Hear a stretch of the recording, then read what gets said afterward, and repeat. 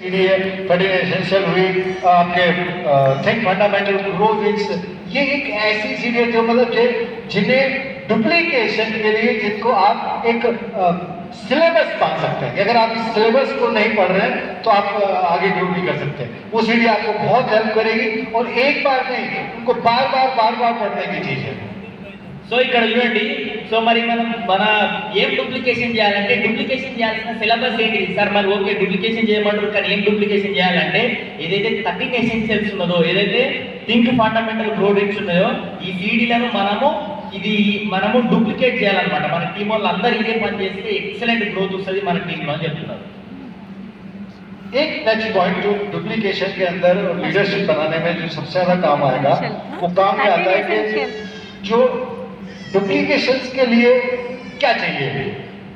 So duplication చేయాలంటే ఏం కావాలి? क्या चाहिए? अरे लोग चाहिए भाई। సో డూప్లికేషన్ చేయాలంటే ఏం కావాలి? జనాలు కావాలి కదా.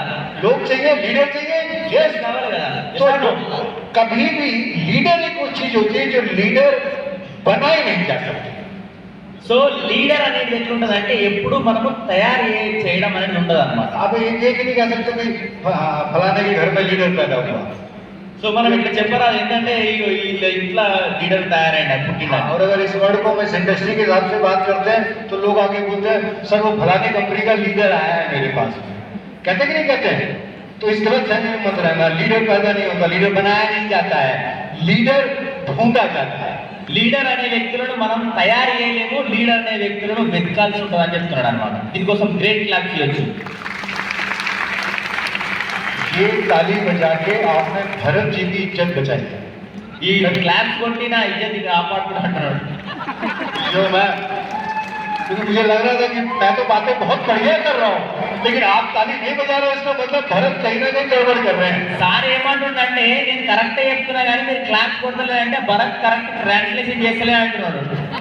నేను కరెక్ట్ ట్రాన్స్లేషన్ చేస్తున్నా సార్ క్లాప్స్ కొట్టుకుంటున్నాను. अब ऐसा है, ताली भी तुम्हारी, भरत भी तुम्हारा और इज्जत भी तुम्हारी।